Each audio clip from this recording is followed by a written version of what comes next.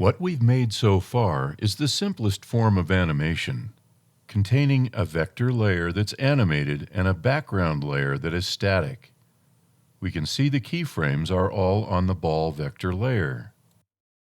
All movement of the ball so far has been done with the Transform tool, moving both the object itself and the points that make up this object.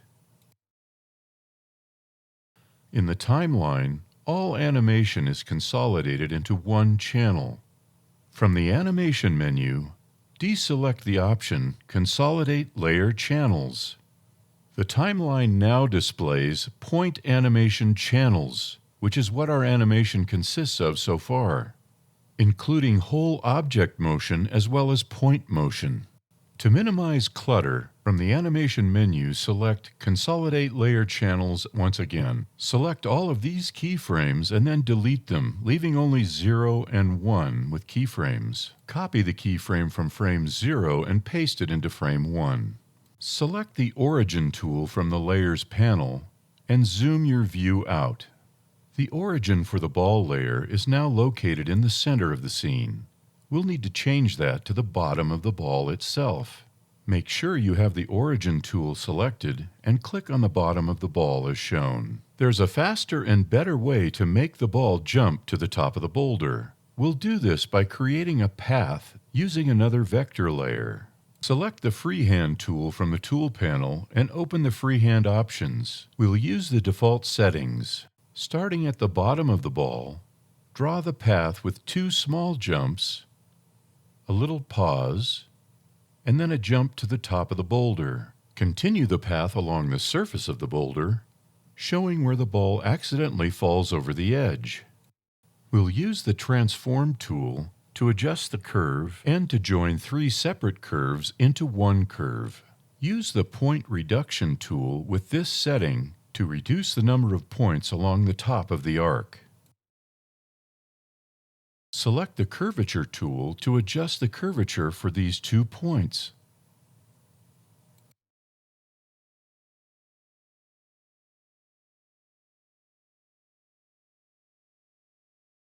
Select the Transform tool and zoom in to where the 2 curves meet. Check Auto Weld to allow the joining of these 2 curves. Adjust your view to allow for the joining of these 2 curves as well.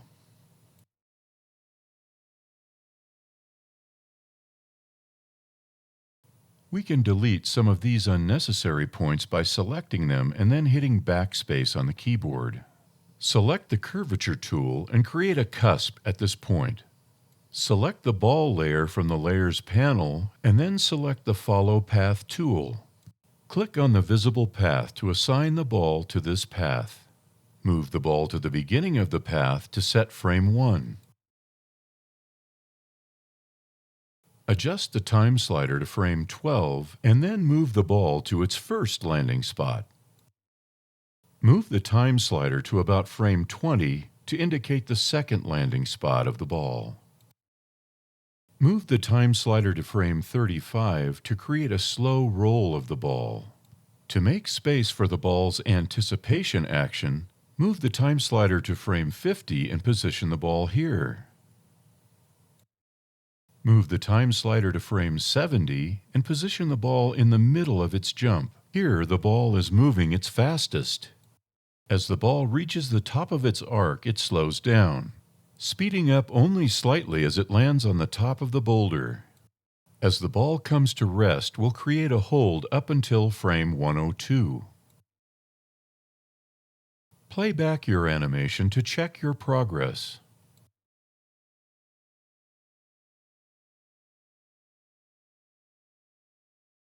The ball moves a little too slowly during its high jump.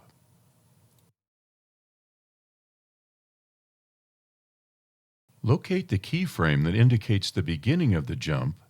Select this frame and all the following keyframes.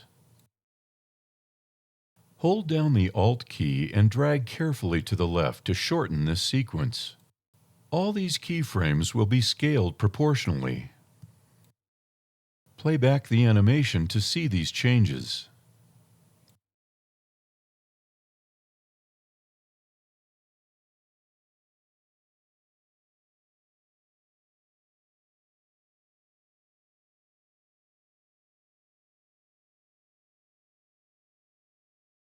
To get a better view of your animation, uncheck the visibility of the path layer.